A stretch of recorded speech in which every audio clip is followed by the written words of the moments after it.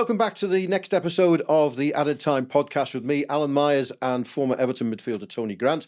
And we've got another former Everton midfielder with us in the studio today. I'm delighted to say we're joined by Joe Parkinson. Joe, great to see you. No, it's good to come in and see you both. And you two know each other as much as anybody, don't you? You know, you're both at Everton at the same time. And Tony, just give us a quick look into the type of person we've got in the studio today. Oh, Joe's a fantastic character.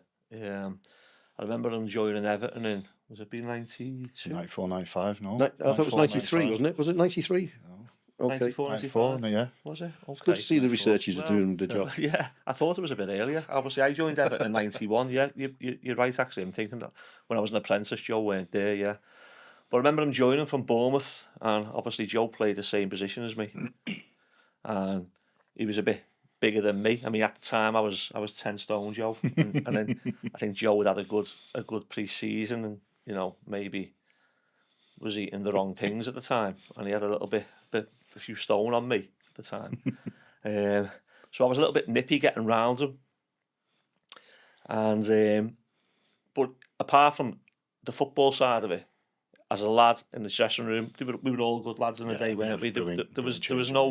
There was no real wrongings in our dressing room. Everyone was a good fella, and Joe just joined in and became one of the lads in a way. And obviously, after his first year, everything changed for Joe then, really.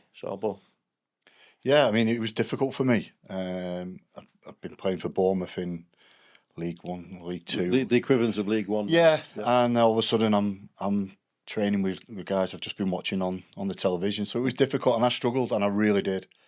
Like Granty just mentioned there, I've gone back to Bournemouth that summer. When we had one transfer deadline day, so I was only there a couple of months, and then I was back to Bournemouth, barbecue, seeing all my friends, enjoying myself, come back a little bit heavy, I think. And then I struggled, and I really did struggle. And I think he just touched something there about the changing rooms. I didn't feel part of it straight away. I think it was when we went on a tour somewhere, I'm not sure exactly where. And, we had good tours. Football-wise, wasn't the greatest, but as a team-building thing. And I think it was after one of them tours, I started feeling part of it. And I think once you feel part of that changing room, especially a strong changing rooms, it was great changing rooms. Things got better, and I got fitter. I got used to it, and I settled in, and obviously loved my time there. Who was your manager at the time at Bournemouth? At Bournemouth, Tony Pulis. Tony Pulis. Oh, so the assistant was Dave Williams. Yes. And also who eventually came to Everton, I think, didn't he? Yeah, that's the connection, I presume. Anyway, right, yeah, sure. So Mike Walker, the great Mike Walker, came to Everton, and he brought Dave Williams with him. So I presume he said, "There's a lad down here," and I was flying, to be fair, at that standard anyway. Yeah. I was doing real well down there. Tony had just given me a boost. I was his type of player, and things were going great down there. And I just presume that Dave Williams has sort of said, "There's a lad here, let's take a chance on him." I wonder about Eddie Howe was in the academy at that point then down there, because he would have been around a youngster at that time. Yeah, I've no idea, because we had no connection with the academy or anything. No, not really. At the time, Bournemouth didn't have a penny for anything really. Yeah, I can imagine. It was a struggle.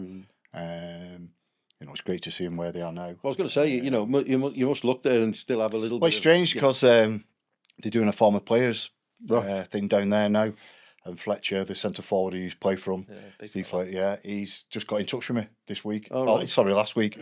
Would you be interested in coming down? And I went, of course I would. I love my time there. It was only short, but the club itself, I know it's changed now, but it was a fabulous club, even though it was a struggle.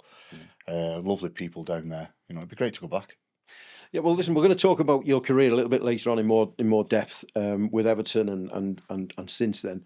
But what Tony and I do most weeks is we talk about the Premier League and we talk about the EFL. And of course, this weekend, I guess the big story is Liverpool losing for the fourth game in a row. I mean, as an ex-Everton player, you've got a smile on your face. But in all fairness, has this surprised you, or? It has, yeah. But I mean, I've got, like in work or even outside work, I've got a lot of red mates, and they've been saying we've not been playing great.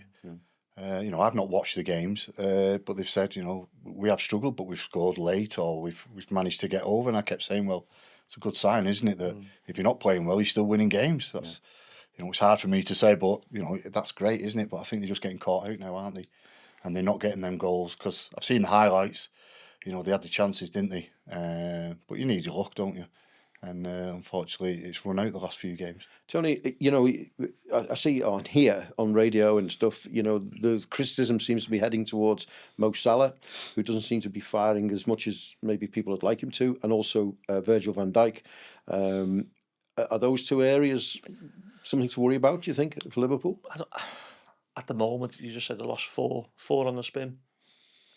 And Joe just mentioned before about they actually hadn't started the season too well if you watch the games, and I watched a couple of them, and they got out of jail. But then you're starting to feel as though, are they going to turn the corner and just blow everyone away? Well, you know, them performance was sort of maybe a warning that there's nothing really to be afraid of for some of these teams going against Liverpool this year.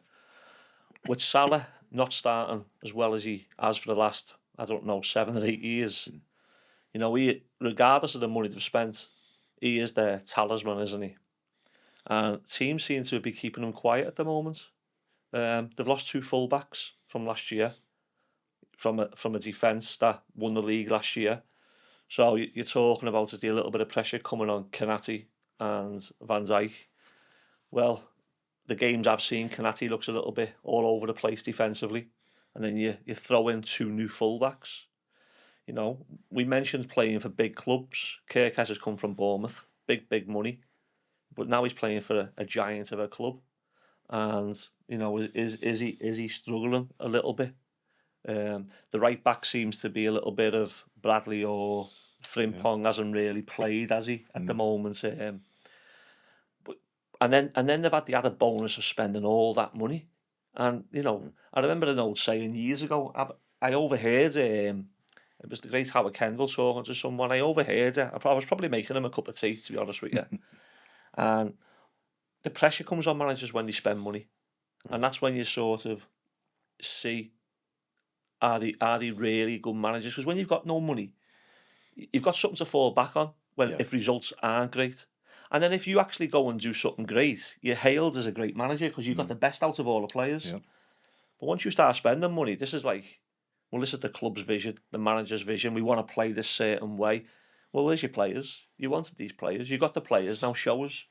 You lose a number of excuses, don't you? Correct. You lose a number. And now all of a sudden, I'm looking now, we're going, well, when the manager came in, he picked up Klopp's squad. Yeah. Never bought no one in, really, did they? From what I remember. And they won the league when everyone else failed.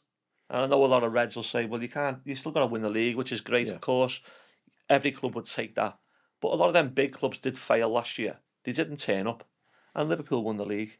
But now they've gone out and spent nearly £500 million on the kid, the little German boy. Verts. Obviously Isaac and Ekatike, who's now found himself on the bench when he actually started the season quite well. Yeah. And I think the manager's got a few decisions to make, and one being the Ekatike one. Joe, you know, we look at Man United, and everyone will say this could be the turning point. You know, you've both been there, haven't you? When you've had a win and you think, you know, you're turning the corner. Do you think it could actually be the start? Yeah, well, I think that's the first time they've 2 games on the bounce, isn't it? Which is amazing, isn't it? Really.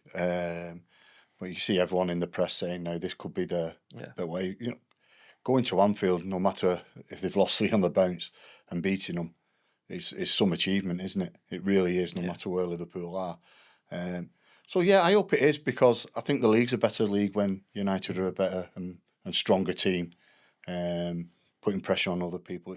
It will be great to see them getting better. But he's been under pressure, hasn't he? And you know, whether it is a time now where they do kick on, I personally do think that, but I'm not so sure. I'm really not. I don't. I just think the way United play suits playing against Liverpool. I really do. They've struggled, Liverpool, against United through that way. Whether when they're expected to go out and win games, that's a big one. United struggle when they're the favourites and they've got to go out there, because then they're susceptible at the back, even though they play 3. So it's going to be difficult. Whether it is or not, I'm not so sure. I really don't. And I think, you know, you'd look at both teams and say, just as much as you're not sure about United moving on from now, you're maybe not sure about Liverpool not. No. doing better, in the future. Yeah. They can turn it around so quickly, can't Yeah, they? of course.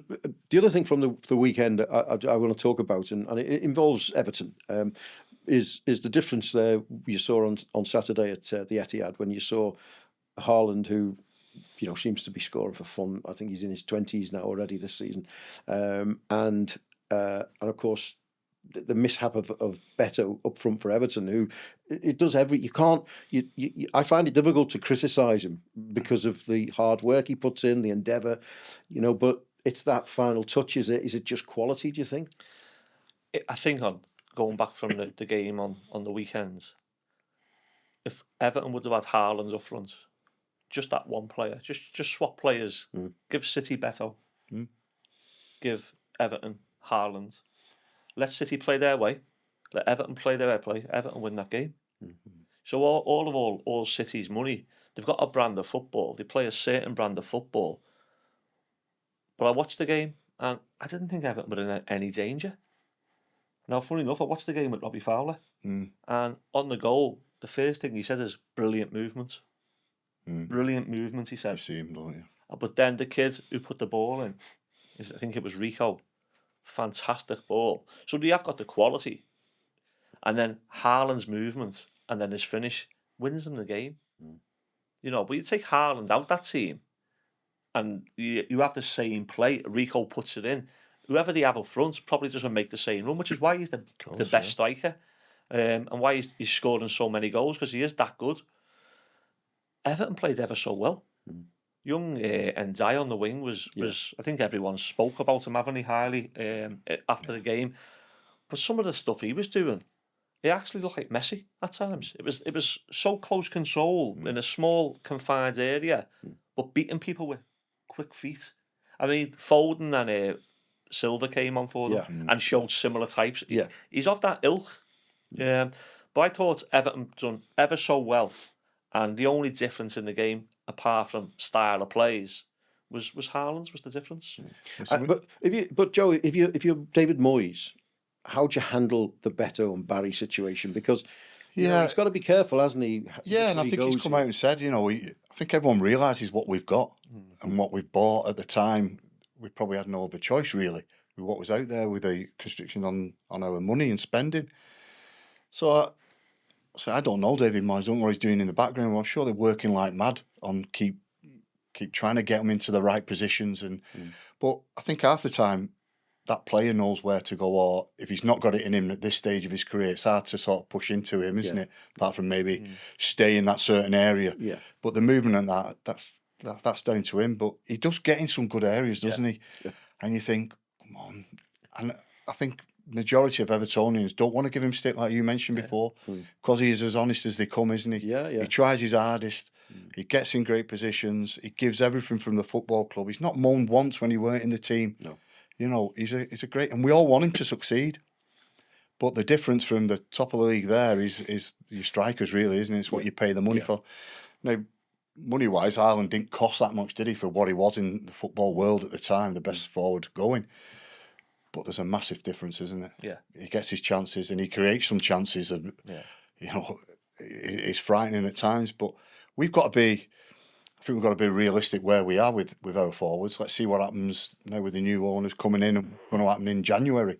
Let's see what we can do.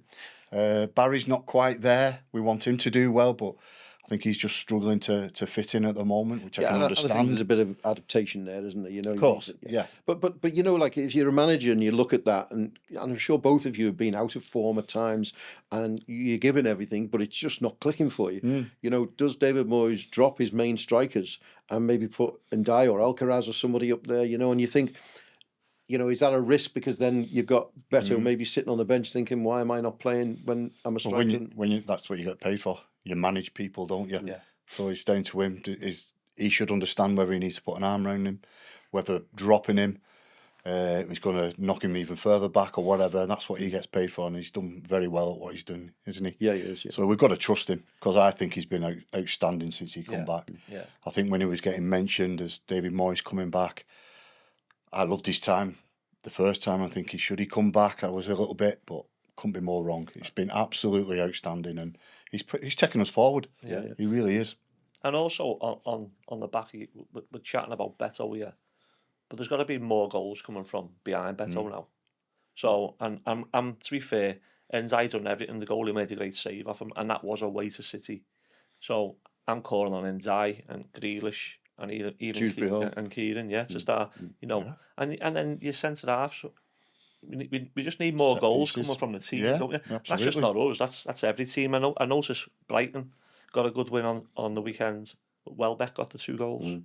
I think Welbeck's 33, 34. 34, yeah. And I honestly think if Welbeck was up top for us now, I think Welbeck would probably, he's I think he's a Manchester boy, or he would play for Manchester for a long time. I think he'd have scored Saturday, do you know what I mean? But you're right, it's very harsh. People don't want to criticise players who give you everything. Yeah. We don't do. Especially at our club. They don't. They really don't. And that is the prerequisite. Everyone should give everything. And to be fair, they nearly all do. Yeah. They nearly all do. But yeah, if he could add just a little finish into his game, it'd be way worth more than what we paid for him, wouldn't he? But yeah.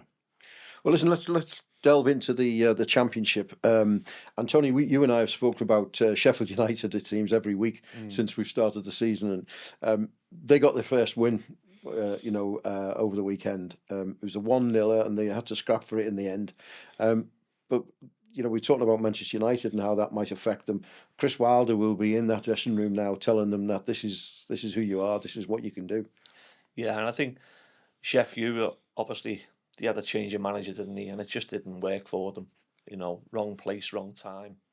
Chris has come in, and he's had to look at the squad he's got. He's inherited a few new players, but we're going to say it now, or I'm going to say it now, is that they're in the bottom 3 at the moment. I'm going to say Sheffield will be in the playoffs at the end of the season.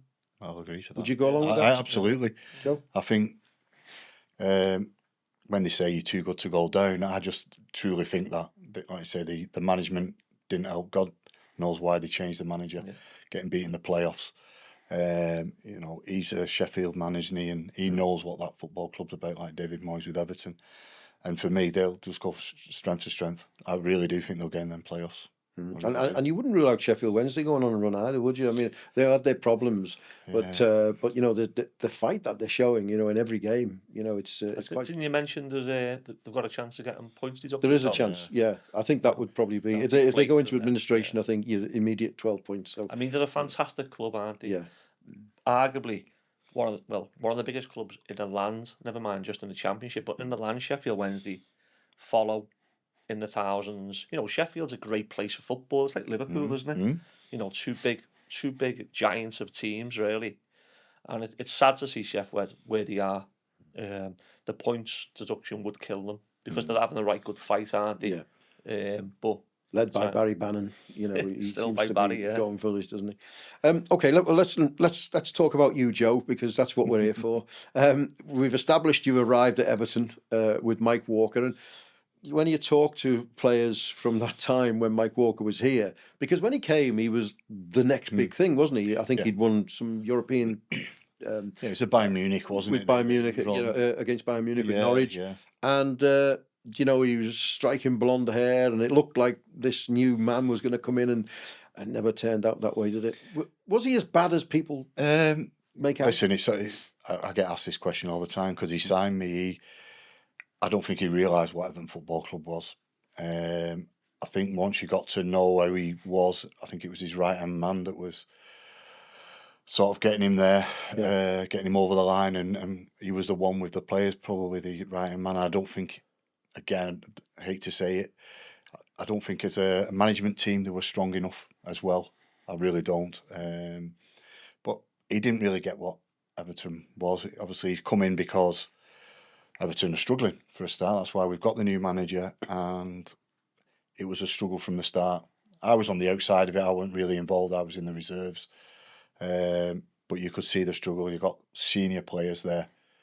Some big names, who we never got close to or needed to get on board, and things were just getting worse. The players just weren't having him, and unfortunately, I don't know how many training sessions he was never there, or he'd come out when we'd finished. It's just, he wasn't the right fit. It was a right fit from the outside, getting him, but I think people who were around the scene the players especially, they just weren't having him, unfortunately. Well, we've seen it, just recently with Ange, and we've just been talking about Sheffield United, bringing Ruben Sellers in, I mean, when you look, if you're a chairman and you look, and there's all kinds of things which tell you, yes, he's your man. I was listening to the reasons they brought in Ange was because they wanted someone who could win the Europa League, because Forest have just gone into that. So that makes sense, doesn't it? Ange was the latest person to do it. So I think they were always struggling, the ones you just mentioned, because the fans didn't want him. Any of them managers. They wanted the previous manager in those two. Yeah, exactly. But at Everton, I think most people went, we're getting a good manager here. Yeah. He had done really well at Norwich. So I think there's a difference there. At least their fans were sort of giving him a chance.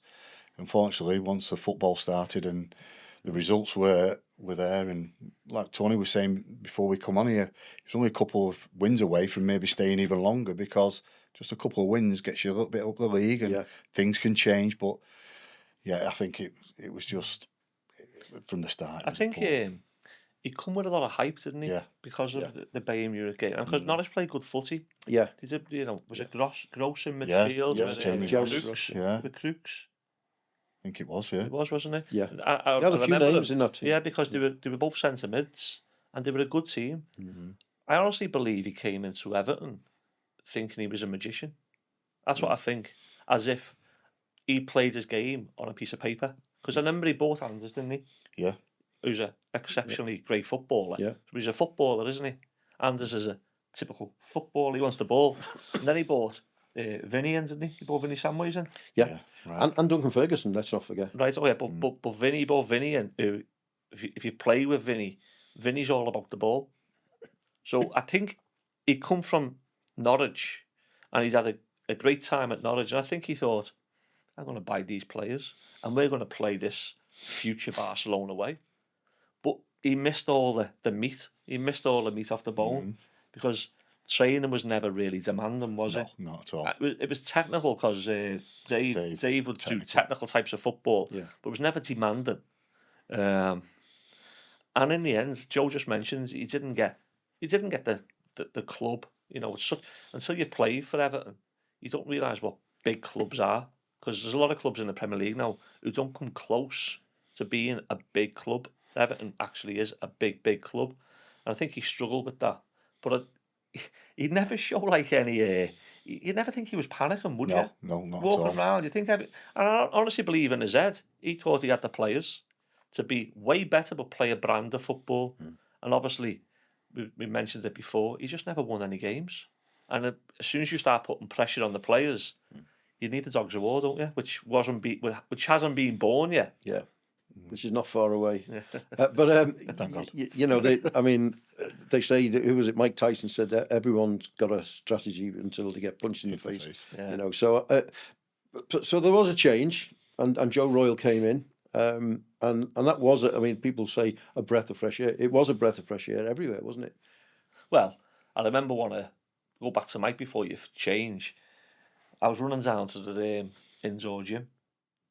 Like we always went to the indoor gym to play just tennis or whatever. We were playing just before training, and Mike had been coming out. Now my recollection is I didn't know he played head tennis, but he come out the gym as if he played head tennis. But he seen me and pulled me, and he said to me, "Tony, you're doing great. Tell your agent to phone me tomorrow or today." I can't remember what he said. There's a new contract for you. Really? So I went training, finished training, made up, told my agent. Goes in the next day, and he'd been sacked. He knew though, wouldn't he, when he told you that? Well, I don't know. As I said to you, you would never know, because he never showed any. You would never know he's under any pressure ever. No, I must admit, I was sort of around the club at that time. I used to come with Radio Merseyside and interview him. I'll never forget him coming down in Belfield with his bin bag, and he's almost been bin bagged, and he was putting. It was quite sad to see, and because he was always very pleasant. He liked the media, and I just interested in listening to Cliff Finch a few months ago. We were talking about Duncan Ferguson, and Cliff said that. He said Mike Walker didn't sign Duncan. We signed Duncan. He said we knew Mike was going when we did that. So you sort of know what was going on at the club at the time. But Joe Royle coming in was huge, wasn't it? And massive transformation. He changed everything. What is the ingredient? What was the difference? Well, for one, he used to play for the club. He got the club. Yeah. And he was a very, very good man manager. It was him and Willie. Willie was more the trainer. Yeah. But Joe was always at the training, Yes. where Mike hardly ever was. Yeah. So straight away, he knew how to speak to people. He knew how to get the best out of them just by saying certain things. Yeah. Training all of a sudden just ramped up. Because, to be fair, it was the derby, was the very next game, night game at Goodison. It was international week, so we worked our socks off and we got organised and just lifted everything. And it really did. And, you know, it was managers come in and say, fresh start for everybody. But it really was. They weren't bothered who it was. If you were doing really well, you were going to be in the team. And it totally changed my career at Everton. I've said the story a couple of times doing functions. Jimmy Gabriel came to me. I was in the reserves. I've been in the first team, to be fair, not playing well at all. But I've been around the first team and playing. And we had a mini derby at Anfield. And Jimmy Gabriel said, we're struggling here. Will you play? And I thought, I would never say no. And I said, but will you just tell the manager I've been playing with the first team? He went, of course we will. No worries. And it's probably the best thing I've done. Because we went there and beat them 5-0. Andy played, Andy Hinchcliffe, Anders, and all of a sudden he's seen what players can do, and he's realised I think there's a few decent players in these reserves, and you know, he just got us all back together again, and we went from strength to strength from there, and it's all down to him and Willie. They were outstanding together. I remember actually on the reserve bus journeys I used to go with and sit next to Jimmy Gabriel, and you know, there was the two usuals were Anders Limpar and Vinnie Samways, who were sort of the bad boys. I think, you know, they were ostracised from the first team at the time. You know, but it was different them days as well, because you only had two subs. Yeah, so it wasn't like it is now. No, so you'd have a lot of lads who need a game. Yeah. That's right. That's basically how it was. That's what the reserves were for. It wasn't under 21s, was it? It was reserves, you know. And I mean, you know, I remember the lovely Anders asking me to borrow my phone, my club phone, and we were going to Leicester away, and he borrowed my phone, and he gave me it back as I got off the bus. And a week later, I had a £500 bill to Sweden on the phone. You know, in the early days of mobile phones. So it was, you know, it was certain characters on that bus. But you know, like, I mean, Joe, I mean, that season, and we go and we get to the pinnacle probably of your career. It was winning the FA Cup at Wembley against Manchester United. But I must just say before you go on to that, Al, when Willie came in and Joe, the whole mood changed. It became more of an aggressive training ground, in my opinion, because people like myself and Vinny, we were more wanting to be more footballers. Yeah. And then I remember training, and lots of times there'd be on a certain day, I don't know, probably a Tuesday, looking back, and there'd be Joe, Ebbo, and Barry Owen in the same team, right, in training. Yeah. And against them would be me trying to pick the ball up. And you'd get smashed in training. You'd never think nothing bad. You might say something to Joe. Like, Joe might come in late on me, and I might say, but it was never anything more than that. But then trying to play against them three. But what they were doing, they were creating this relationship between them three, where they just knew when to go, who's going, and what they're doing. And it sort of fed into the first team, which is why really we had that success, why Joe had that success so early. And myself and people like Vinny we were the ones behind, just in case it weren't going great, just to change it up. But for the first 12 months, it did go great. They were hard to play against, but they could play. Joe, this is where Joe, we go back from when we started, this is where Joe all of a sudden shed all everything, and I think Willie probably gave him that confidence, and Joe, to show you're actually much better than you probably think you are. Get fit. Go and use your weight. Put your tackles in, but then go and play, because you can play. Is that right? It was strange because he's talking there about the games. You do 11v11, wasn't it? And it was us three, like he's just said, against it. Was. I used to hate playing against these because you couldn't get the ball. When they had the ball, you couldn't really get it off. More Vinny. Yeah. And I'm thinking, you know, I've got to try and impress you and stay in this team. I'm thinking, we're not getting near them. Smash them. Because if you went in too quick, they were too clever, 1-2s round you or whatever. Yeah. And it's just, it's weird when you listen to people saying, oh, it was hard to play against me. I struggled playing against him or Vinny. Yeah. I remember doing a 1v1. I was coming back from injury, Vinny wasn't. And Willie took us outside. We're doing 1v1s. I don't think I ever touched the ball in the hours training. Couldn't get it off, innit? At all. And both of them could pick a pass, couldn't they? Oh, as well, my God, Great players. But But at the time, I think, cutting across you, I think just at the time, he would have played more games if we were more of a successful team. But at the time, what we needed was people who just run for it, not that he didn't do that, but the hard working aspect of it. Exactly. I get it. Yeah, we needed to. You go back from we talking about Mike Walker when it's disjointed, and you've got to stay up. And then you've got to create something with the players you've got. And to be fair, we did. And Barry gave you everything. Listen, everyone gave them what they had. Yeah. But that just worked. That really did work. And then you had Big Duncan up front, didn't you? So your set pieces were fantastic. But it worked. But Joe was probably the one who I think out of all the ones who were in the Dogs of War had the potential to go on again. I think he was going on again up until his injury. I mean, that next season was quite interesting, really, because you had the likes of Barnby come in, didn't you, and other players who sort of added that little bit more to the team.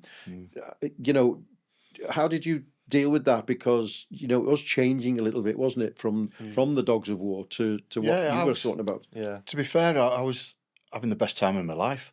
I was actually playing well, feeling quite confident, feeling part of the team, which was huge. Yeah. And then bringing in these players was just, we're going to get better and better. That's how we thought. They fitted in great. Speeds, everybody, and things were just going great. Thought this is just going to get better and better and better. And unfortunately, it did for a bit, and then it started to change a little bit. It was a little bit sad, but when them players were coming in, first and foremost, it's like maybe what he thought when I first come. If that's my position, I've got to make sure I'll do better than him. And why is he bringing him in? And so I always in that mindset of looking after myself, making sure I've got to stay in this team, do everything I can to stay in this football team, which was happening at the time. And they were bringing flair players in, which I think we needed. Andre on one side, Anders on the other. You're like, oh my God. This is like, but I probably played most of my football that year for Everton. Yeah. And I remember going to Anfield and playing fantastic football when Speedo got the equaliser. And then we played really well against Southampton at home. We battered, and we were playing good football. So it actually transitioned from doing a job with the Dogs of War, and Joe come from Everton. And Joe wants to play a better brand of football, but without losing that. They had to stay. And I think it's right that, to be fair, I think most clubs should have that in their DNA anyway. But then you are bringing people like Andre in, so you have a duty to be better with the ball now, because what's the point in buying him if you're not? And I think we did, and we had a great season next season. It was incredible, wasn't it? And you look at the team, as you mentioned, Speedo, Andre Kanchelskis, you had Craig Shaw come in, I think, as well, so which steadied things at the back a bit more. Limpar was there, it was an amazing season. Stewart was still playing. And I think we ran things quite close nearly, and I think we miss out just on the Euro. Joe scored. Did you score last game? I got us into Europe for 10 minutes. You did, that's right. I was hoping you'd against come Villa. into this. I was coming to that. Clean strike. More so. I'll tell you what I remember more so was away at Derby County at the baseball ground. Yeah. And you've hit this absolute power drive, and it's hit the crossbar, and it's come down. And I think Barnby's put the reply. So I mean, that would be an assist today, I think, wouldn't it? Yeah. But at that point, even I, as a young press officer, didn't know anything about football as such, sort of from a tactical point of view, could see in your play at that time where you were as a player. Because there was talk of England. I seem to remember Joe Royle talking about England after that game at the baseball ground. Was it? Did you he know spoke anything to me about that? it that he's been inquiring out you might be. Yeah. But then I got injured, so that was the end of that. At the time, I was really enjoying my football. Things were going just fine for me, and I knew I was playing all right, very down to earth. I knew when I weren't doing well, but I'd still give everything. Just things were just going really well for me, and I was just in a happy place. But it's amazing how suddenly it just goes away from you. Change, yeah. It is, and that's why you've got to get what you can, make the most of what you can. Straight away, really, because you just don't know what's happening. How did you deal with that situation? At the time, I thought I was okay. The club were great with me, and they were from all the way through to giving me a testimonial. They looked after me. Looking back, I think medically, it was a bit archaic, wasn't it? We had Les Elm, and it was very basic. Yeah. But at the time, that's the way it was. I think football We was thought- at that yeah, point, Yeah, wasn't it? absolutely. Yeah. I think if things had, if I'd got this injury now, I think maybe I'd have got back. Just on the rehab side of things. But I thought I was fine, but ended up getting divorced. Things weren't going well, and I think there's a lot of things made out about the mental side of football now, and rightly so. I had it in an era where you just got on with it. I think you were weak if you moaned about anything, really. So I just got on with it, thinking of that's just what happens, not realising I was in quite a bad place, really. And luckily come out of that. Things are going great now. So, yeah, it's a part of my life I look back on and go, I didn't realise I was struggling there. It's funny because, it's a bit one thing when you leave a career and you see so many people struggle leaving the career, even naturally, even at the end of their career, they struggle. We've seen it with so many players, haven't we? But to have that sort of feeling of being on the top of your game and then all of a sudden that's gone through no fault of your own, that must be doubly difficult to deal with. But I remember when Joe got injured, because I got injured, and John Ebrell got injured. So the three midfielders, so this probably is the sort of demise of things going wrong as well. Three midfielders aren't even training and missing all the games. Now, I think Joe, I remember was you going abroad? You were going to Sweden. Was it? Joe was going to get all kinds of things. I remember getting things grown and put back into his knee. And it was there was the guy, wasn't there? I can't remember his name. Quite famous, wasn't he? I think. Yeah, it was strange. I can't remember himself, but he'd done like about 600 operations on top skiers, and obviously that's stress through your knees, scary. And I think about 10 or 11 had failed, and I was one of them. So it was very unfortunate how it deteriorated so quickly.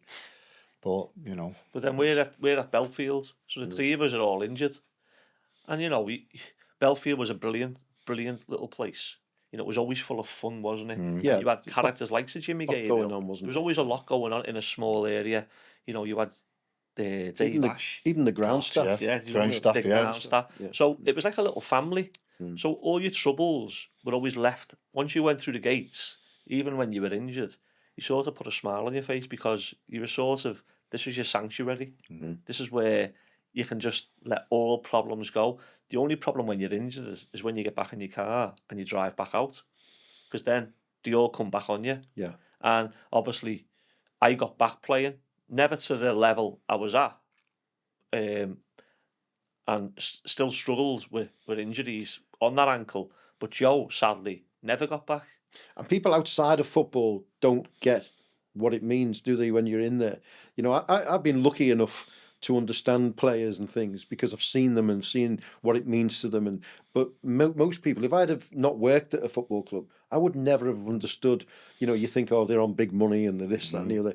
But the world outside, as you say, once you drive through those gates at Belfield, you're on your own again, aren't you? Yeah. Is that how you That's felt? a big thing you miss. Yeah. I didn't realise at the time. You miss all that togetherness that we had. We had an unbelievable time, and the changing rooms were brilliant. Like you said about a little family, and when you come away from that, you've got so much time. Yeah. Unfortunately, you've got so much time, haven't you? I could do all the other things, but it's not what I've done all my life. Yeah. All And I wanted to be. It's focus. You're focused. So whereas even when you've got a niggle, if you've got a niggle, you're getting back. So you're working hard in the gym because you're going to be back soon. But when you've got something it's almost bone on bone, isn't it? Which is what I ended up with, which is what Joe ended up with. It's almost impossible. So when you lose that focus of getting back fit for the Saturday, it's very easy to spiral into negativity and a dark place. Did you know? I mean, did you help Joe at that point, or did you not? Did that not go in your mind? No, I think we helped each other. Sorry, I think we helped each other just by in the changing rooms and going out and things like that. We got on great and we had a laugh. But it wasn't deeper. There wasn't a deeper feeling. It was having a laugh, and it would be in, and all it would be almost like you're meeting with your mates. Yeah. And what are we doing today? And then Les would give you some stick, tell you what to do. You'd have a little program, and you go and do your program, and then you'd push yourself as far as you want to push yourself. But that was almost every day. And I suppose when you look back now, you're thinking, well, what's the end goal here? When I'm actually going to get on that pitch and start running, just running without any pain. And I got back playing, but I still ran with pain the rest of my career. Joe never got back, so never got that feeling where he could run without any pain.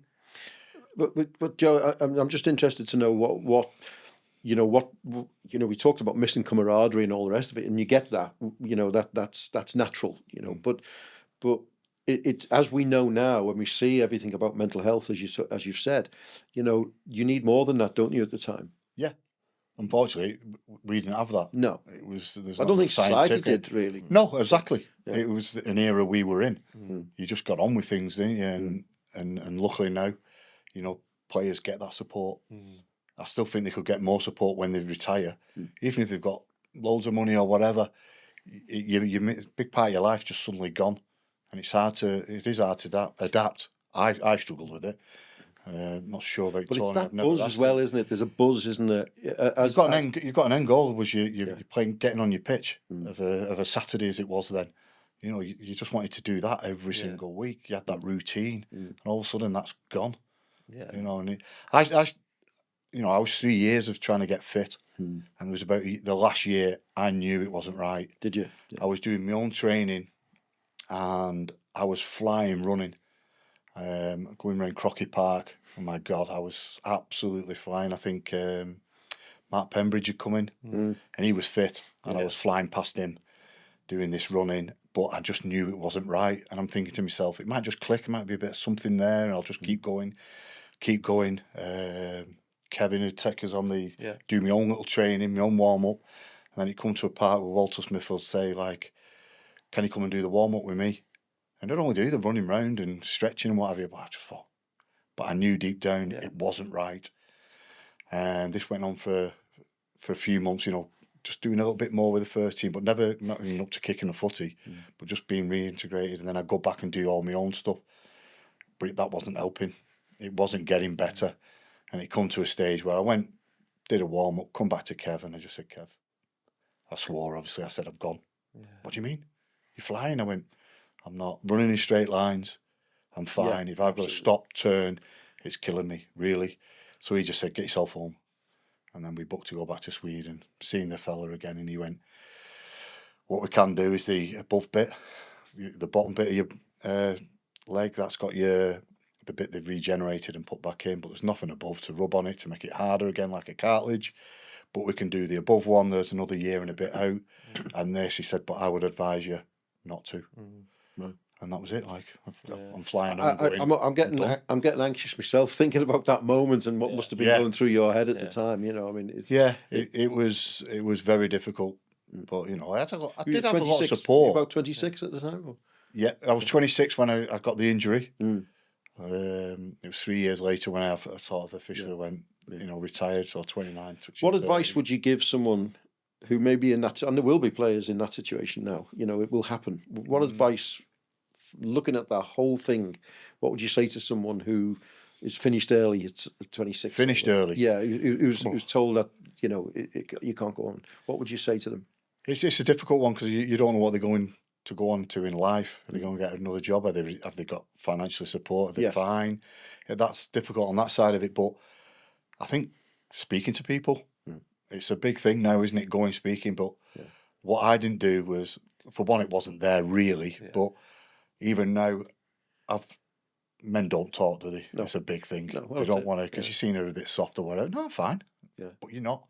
Just go and maybe talk to someone who will understand it. They might say, no, you are actually fine, carry on, but don't be scared. Still there now, isn't it? Yeah. It's actually still there now. People say it's gone, and it has a lot better, but there's still that feeling within when men get together that they won't speak. No. And I think football, because it is like an institution, and you are with men, it's very hard to replicate that. I think now is much easier. I mean, you think about Joe back in the day, how hard that must have been to take all that in at a young age. He was integral in keeping us up, finishing high in the league, winning the FA Cup, integral. Yeah.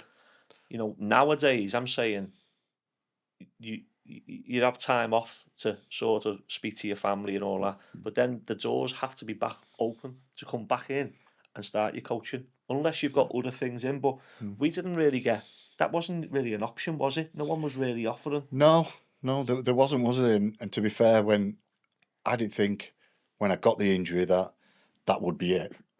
So you don't sort of plan. Yeah. I didn't plan about, right, what am I going to do next if this doesn't work? Yeah. It was 3 days down the line, but what should I do? Should I go and do coaching badges? Them options weren't really there. Or you weren't given the option, or I didn't think about it myself. This could be it. What should I do? Do I need to go back to college, or do I need to do something to get my coaching badges? Yeah. I just waited till it had gone. Then I'd had enough of football because it was such a bad thing. Yeah. I went away from football, did over some great stuff. You fed elephants and looked after elephants at the zoo, didn't you? That was something that was a passion and still is. Yes. I did my last interview there in Chester Zoo. Was it pies? Unbelievable. Wigan pies was he giving them? No, well, I mean, I don't know what was in the grass, but that was amazing. And I asked straight afterwards. I said to the keeper, "Listen, I'm free now. I'll love to give me time up." And he went, "Join the queue." I went, "What do you mean?" He went, "There's 40,000 people want a job here. Yeah. They're doing a 2-year course at college. Yeah. Then they still won't get this job because as a zookeeper, you don't give them jobs up. No. You're there for a reason. That's You right. love it that much. Yeah. It's when, fortunately, they either pass on or whatever. So there was another knock, and then eventually I got the love of it again, and I got back into my coaching. But would it be nice? Sorry, Al. No, go. Would it be? That's where you need a department to understand the future for you, because lots, especially in football, in our day, lots of us wasn't life educated. No. Yeah. We were just street footballers. Absolutely. And it would have been nice for someone to pull. Let's use Joe. We're talking about Joe. So pull Joe when things and speaking about the future and actually having that conversation where you can trust that person who's giving you this advice. And in them, we just never had that, did we? No. There was no one who you could really go to. Everyone was like football. It was just pure football. And there were some great fellas there, but no one would ever think about the after. Well, I'll be honest with you. I don't have no regrets because I made him fans liaison officer. Oh, so my God. I'm very happy about that. Even though he caused me absolute headaches at times. We had to sit him in a big bath of balls and everything. Do you remember that one? You had to put your head out. I mean, brilliant. But listen, I mean, I really appreciate it. You didn't know you were going to come on the psychiatrist's couch today. No. But, It's good we've to got a bit talk. heavy, but it's good to talk. No, but in fairness, you've reignited yourself. You've got a love of football. Now working with kids and and all this sort of stuff. So there is football still part of your life, isn't it? And it always will be. Absolutely. It's all I've ever really known. The most pleasurable thing I've ever known anyway is football, and at the moment that's going great. I love Everton Football Club. We're on a journey now there, new ground, an exciting team. It's great to go and watch the team again. I know under Sean Dyche it was hard, but at the time it's probably what we needed just to stay safe. Yeah. Now we've got that ability to go out and get players, attract players, and it's just great to go watching Everton again. And that's a dream. It's a dream. And when you look back at your career, obviously that moment of lifting the FA Cup, I mean, was that it for you? Is that something that you look back and think that is, or was there something else? No, I mean, there's been bigger and better players than me. I haven't won anything, and me growing up as a kid, the FA Cup was the big thing. You spent all day watching it. Yeah. With my dad watching Liverpool and Everton basically going down to Wembley on the train together, all the families just seeing it and thinking, never thinking, well, I want to do that myself. All I want to do is play football, stay in the team wherever I was, wherever that took me. So to actually walk out at Wembley, see my mum and dad there, and it was something I'll never be taken away. They can't take I could even see walking out, my mum had a massive rosette here with my face in the middle of it. You could see how proud they were, and that was something I'll never. Money can't replicate that. No. And then to obviously go and win against a team I grew up supporting as a lad was a dream. It was an absolute dream. That's why I mentioned my United earlier. They were my team at the time. Yeah. But, Everton's my team. So to win that at Wembley was just perfect, and we enjoyed ourselves. And we did. And it's funny because I've been asked over the past, what's your best recollection? And obviously for me, growing up in the city, playing for me clubs, but I was on the bench in the semi-final. Yeah. Me and Amakachi, me and Amo, and I never played. I never got on. Amo got on, didn't he? Thankfully. Yeah. That was his own fault as well. Yeah, thankfully. But anyway, that for me was one of the greatest days of my Everton time. I go back to the day, and Joe was on the pitch, but 3 sides are full of Evertonians. Even driving into Ellen Road that day was just a sea of blue, wasn't it? You never saw Tottenham. And they were almost like, we didn't at the time, obviously, but looking back now, you almost feel sorry for Tottenham. Because they had a huge stand, but it was like lonely over there. Yeah. It was just a lonely place. Oh, no, and it was bouncing where we were. It was just bouncing from the start. And the performance they put in that day was probably maybe the best we played all season.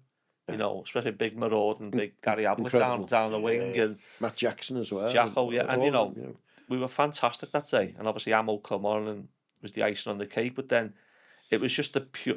This is what Everton was. There will never be an away crowd support as good as that day. No, impossible, because you got 3 sides. But and then coming away, and then we had a night out in Liverpool in a restaurant, and it was fantastic, wasn't it? Because we're very much a team. You know, we were very much a squad. And Joe, I think that's right. Sorry, we were a squad. We weren't just a team. We were a squad. Sorry. And Joe was an integral part, and we were fantastic. And that's one of my best recollections, so I can imagine it being one of Joe's as well. It was a good time, wasn't it? But just going back, you know, because Tony, you very much involved with youngsters and bringing them through. Is that something that, as a footballer, means something to footballers? Because so many footballers do it, you know. I think we live in a time at the moment, Al, through social media and through the pandemic, there's a lot of issues with school and kids being able to go 5 days a week and do school the way we done school years ago. Parenting's changed. A lot of things have changed in life. I think footballers who've had a background of challenges every day, you know, Joe come to Everton before, out of shape. His challenge is to get into shape to show us how good he is. So that's a challenge every day. Then your perseverance, your humility, because you get beat sometimes. You get beat up by your opposite number, don't you? So I think footballers, a lot of them have got great ingredients to support youngsters. And I thought, so I opened up a school provision for these types of kids over in Birkenhead. I'm purely there to support them, the well-being, dealing with life, giving them a safe space, which I know teachers sometimes, because they're trying to use teach a class of 30 or that sometimes it's hard for them. But at the same time, you can't forget about these kids because they are here, and that's what the provision's for. So I spend some of my time doing that, and I know Joe's done a lot of that himself. Just finally, Joe, we're going to go back to Bournemouth because you've been invited to a former players reunion. Can't wait. Hopefully I can make it when the next one is, to be fair. It'll be good to see, you know, the time, because I had a wonderful time there. I was only there 8 months. Did you play with Ian Bishop? No, you missed him. Yeah. He'd gone by then. I had an amazing time down there. A wonderful place. Still got some good friends down there, so I'll really look forward to that. Come full circle. Yeah, it would be great. Yeah, I just hope they recognise me. They've done fantastic, haven't they? Oh, I mean, when you look since I left, you mean? Yeah. No, with the money, Everton paid for them. Yeah. There must have been. I mean, it must be good when you look now in Bournemouth, and because your first club and whatever. And I mean, was it your first club? No, Wigan was the first club. My hometown. Yeah, club. Of course, yeah. But the first club really that makes a big difference to you. You know, I guess. You can look back, don't you? You'll always look for the results. Oh, absolutely. Yeah, absolutely. It was a short time, but wonderful. Yeah. I absolutely loved it. I got made to feel important on a football pitch again. Yeah. I was struggling at Wigan. I've been there since I was 14. Yeah. The club was struggling itself. Things weren't going well. I had a young family, and Tony Pulis just got hold of me and said, "Do you fancy this?" and made me feel like 10 foot tall straight away. So I've always been indebted for him as well to just take that chance on me and move me on again. So a wonderful time. Wonderful to see the club doing well. I love it. Well, it's been a pleasure having you in the studio, Joe. We've really enjoyed the conversation, and thanks for being so candid and so open. And Tony, thanks to you as well. So we'll see you next time on the Added Time podcast.